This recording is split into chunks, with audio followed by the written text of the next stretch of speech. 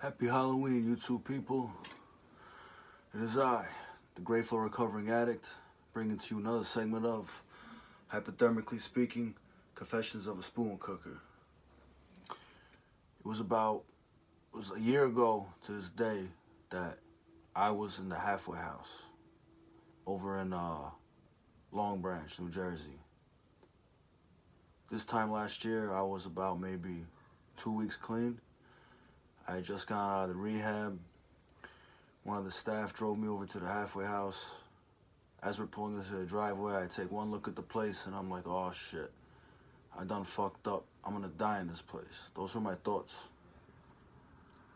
I didn't think I would have made it this far. But I gave it a chance. I worked the program, believed in myself. And here I am, in a sober house in Asbury. I can never forget to remain grateful and continue to stay positive. This time last year when I was living in the halfway house, when I had gone out of rehab, I came there with maybe 2 bags of clothes. That's all I had. My living situation prior to that was pretty rough, to say the least. So I'm living in the halfway house. There's 2 other guys I was in rehab with over there. So I had a few people I knew. The rest of the guys were a little bit older. They had different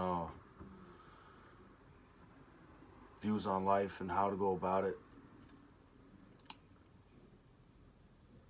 Over time, I found that people I could really talk to about recovery and positivity. And that's what helped me. When you're living in this halfway house, there are certain requirements so you can stay there. Obviously, you have to stay clean and sober. You have to gain employment, attend meetings, and all your IOP sessions, as well as house chores and house meetings and a few other things. So at this time, I was chilling in the halfway house. I didn't have a job. I was home. I believe it was a Friday. Today's Saturday, 2020, but last year was a Friday. We were chilling in the living room. We were watching the Halloween marathon. I think it was Friday the 13th marathon on TV. So we were watching that with some of the guys. It's pretty, I had fun to say the least, considering everything else going on. I think that weekend, I found work because one of the other guys I was in the halfway house, the rehab with, he moved to my halfway house. I actually ended up taking his spot because he was mandated to do 30 days in the rehab. So I moved up, took his spot, went to the halfway house. He came in after me. So while we're living in this halfway house, while I was there first, people were telling me, I'm asking people where to go for work. I need to find work. What's going on with the area? You know, the guys who've been there the longest. And they're telling me, well, I work at this construction site, but don't come here. Why? Because they don't like guys from the halfway house. So one morning I'm waking up, my buddy from the rehab, he's with me here. He's like, yo, what's up with work? We need to find work. I'm like, you're right. One of the other guys in the house, he just got the job. He was working at a shop right before. He was on his way to work. He had a car that the staff didn't know about. He parked behind the street on the other side of the street so no one knew. One of the rules is if you have a car, you got to register with the place. You got to turn in your keys and whatnot. He didn't do that, but whatever. So he's on his way to work. We see him like, yo, could take us there, like, hook us up. He's like, I'll take you there, but don't mention my name. You could go into the trailer to talk to the GC, whatever, and see what happens. Okay. So he dropped us off. Me and my buddy, we go in there, talk to the foreman or the owner of the company. I don't remember exactly. And I did everything they told me not to do. We sit down with the guy. I'm like, yo, I live in the halfway house. I have a heroin problem. What's up with a job?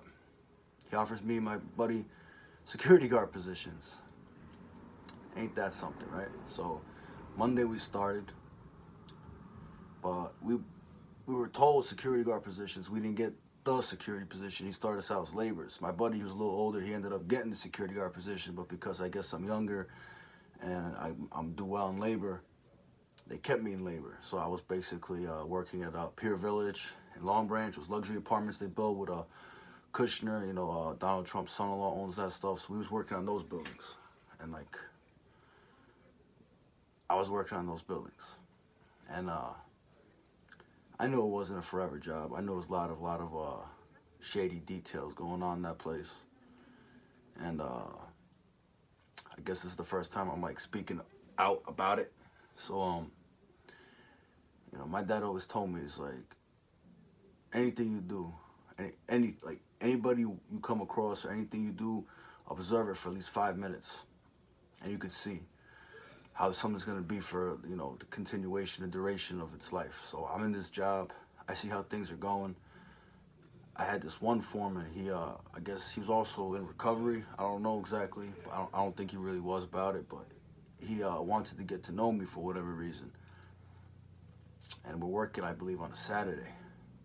We're cleaning out the lower level of the building where the parking lot is right now. At the time, it was just a big empty space. And he's driving the Bobcat, and I'm telling him whatever, because I only got maybe like a month clean, so my head isn't still foggy up there. So I'm telling this guy a little bit about myself. At the time, he kind of checked out because people knew him from the halfway house. He lived there before, so he moved out. He wasn't there when I got there. But anyway, so he's telling me, he's like, listen, in life, you have to learn to expect the unexpected. And as he's saying this, he's getting out of the Bobcat and he whacks his head on the top. And I'm thinking to myself, this is definitely not the guy I want to be taking advice from. So like that set the tone on this whole place. It was good in the beginning because more than half of us at the halfway house were employed by this company, and we worked there. So there's 20 guys in the halfway house. There's at least 9 to 11 of us working at any given time. So it was good. We all woke up in the morning together, went make coffee, breakfast, and went to work. Brought, lunch boxes, and the job site's maybe 4 or 5 blocks from the halfway house. So it was good. It's good for the time being. But systematically, everybody except myself all got fell victim to certain things. Either they get fired for stealing or drugs or some other stuff. But some of them came back for whatever reason. There's a lot of corruption going on. I remember the day they laid me off. It was around when COVID was coming out this year. It was, I believe it was a Valentine's Day. We were working. So Friday, it was the end of the week. The guy who whacked his head, he laid me off. You know what he did? He waited till the end of the day to call me on my phone and say, I need to see you outside, off the property.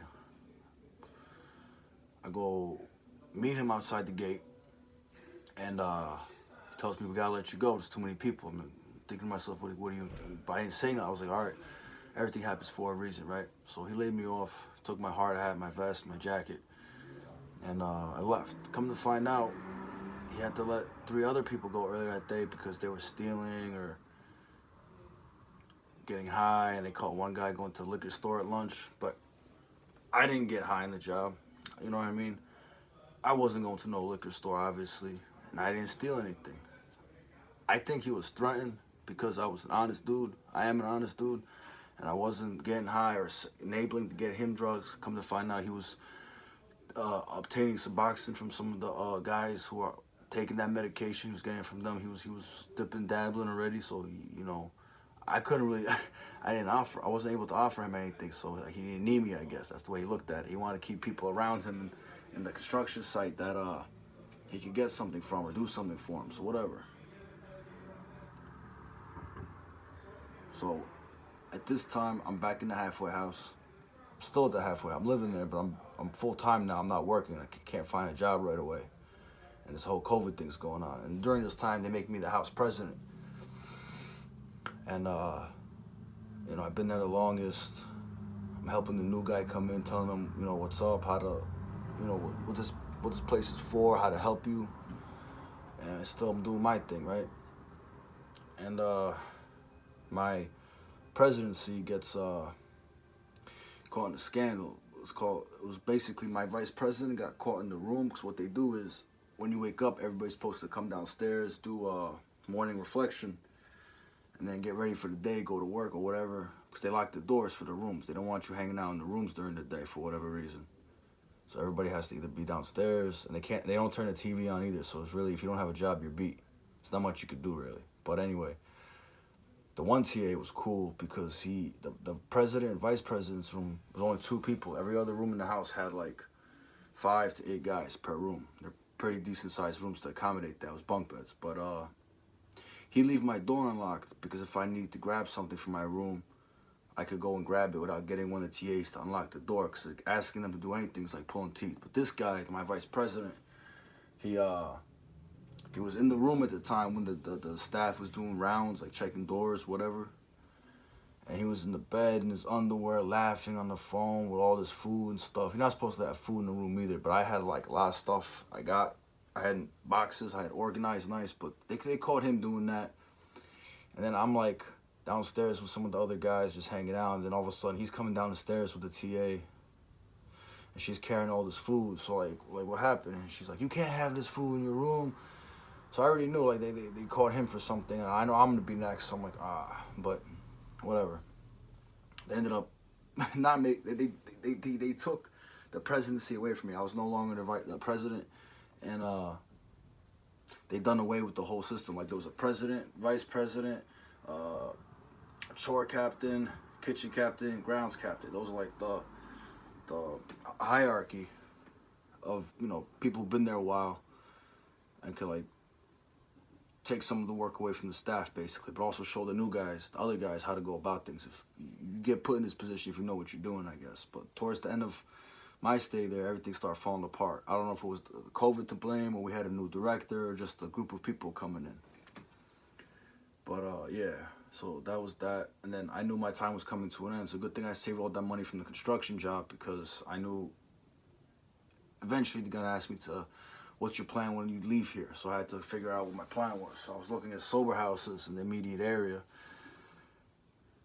to go to, because I wanted to continue with this recovery. I wanted to stay in this kind of environment because it's been very it's been working out for me, you know. And so I found a place out of checking out a bunch of other places which seemed shady and questionable. So I found a good place, and I've been here since May, and it's been working out. I got over a year clean from alcohol, and this Thanksgiving, God willing, I'll have a year clean from everything. So I do the right thing. I go to my meetings. Before it was a Zoom meetings. Before that was real meetings, you know.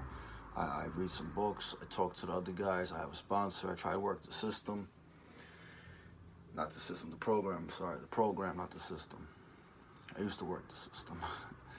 But now it's about I just do what's right for me. I do the best I can with what I got. It's a selfish program. Not everybody's gonna make it. One day at a time. Stay in the moment. It's worth it. You're worth it, so work it. You know what I mean? All that propaganda, rhetoric, some of it is really like helpful, you know. And like now, I'm doing better than I have been in a while. I'm clean and sober. Most of the fog is gone. I am gainfully employed again. I'm working at an essential job. I'm working with trains, oil, fuel, refinery, you know, homeland security stuff. Pays decently enough. Gets me out of the house. I can earn a living, pay my bills. I'm in debt. I got to pay things, so I'm paying court, paying other things, credit cards, a little bit of loans and stuff. So I'm trying to do the right thing, rebuild what I lost. You know, you can never get what you lost, but you can try to maintain. And as you can see in the background, I'm in the 3-man room. This is my bed. Over there is the other bunk bed. I'm supposed to be moving into the 2-man room soon because one guy's moving out. So that'll be better for me because some of the other roommates I got, they're noisy. If I'm living in the 2-man room with the other guy, he's quiet. He's you know, go see his girl a lot, so he's never in a room. So basically, it's gonna be a room for myself. And it works itself out. So I don't like the other guys walking around slamming doors, playing their stupid music and shit. Like it gets me aggravated. But I can't put my hands on nobody because there are laws that protect these people, and like I don't want the consequences. So I have to discipline myself. You know, I have to stop. I have to retreat, rethink, and respond different way than I used to. You know, like every thought leads to a feeling, leads to an action, leads to a behavior, an act, you know, and then a lifestyle routine. Like they have it, you know what I mean? And so yeah. But today's Halloween. I was just thinking back on how far I've came and how far I'm still gonna go. Like, I didn't come this far just to come this far.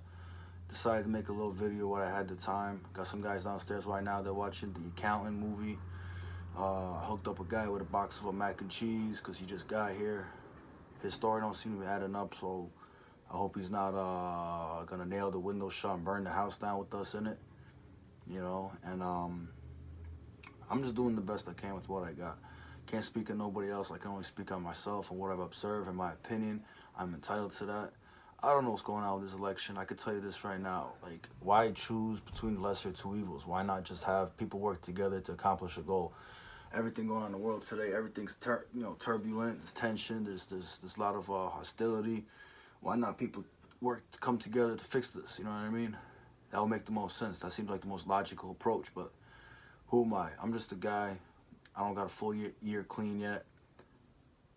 You know, I live in a sober house. I'm in debt. Who am I? I'm nobody. You know.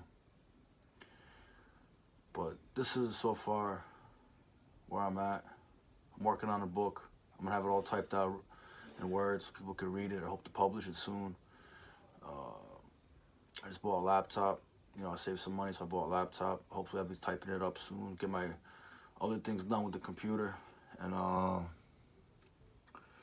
yeah, that's pretty much where I'm at with my life. Life is good right now. I'm very grateful. I'm very appreciative of what I got. You know what I mean? And yeah, it's boring. Nobody said recovery is gonna be fun. It's up to you to find the fun. I got invited to go to a few parties tonight, but there's gonna be drinking and smoking, and not that I would go do that. It's just I don't want to. Like life's gonna happen regardless. I'm gonna be around it regardless. I can't not be around it sometimes, but I could choose when and where I want to be. You know. So if I feel like I have no business being there, I could choose not to be there. I don't have to put myself in that situation. So I just do what's best for me at the time. You know, I do what's good for me. And yeah, it looks like I might just hang out downstairs, watch a movie, smoke some cigarettes, and probably go to sleep, wake up. Tomorrow's Sunday. It's supposed to be raining all day, back to work Monday. So I'm just chilling out, relaxing, because hooking up trains and pumping shit is it's heavy work. It's not easy. It's raining all week. Last week, I was under tankers, so soaked. They give you the fire-resistant suit to wear, but all it does is, you know, if you catch fire, it won't burn, but it's not water-resistant. Everything was soaked. It was cold, and it's gonna be a tough winter. I could see that. And yeah, so I'm just gonna keep making these videos, just as a reflection of my thoughts and like where I'm at. Maybe it's gonna help some people out there, but most of all, I know it's gonna help me, because sometimes I'll watch these videos and just listen to myself. And yeah, you know what I mean? So that's where I'm at. So thank you for watching. Thank you for listening. Continue to stay tuned, because I'm going to continue to stay positive. You do the same.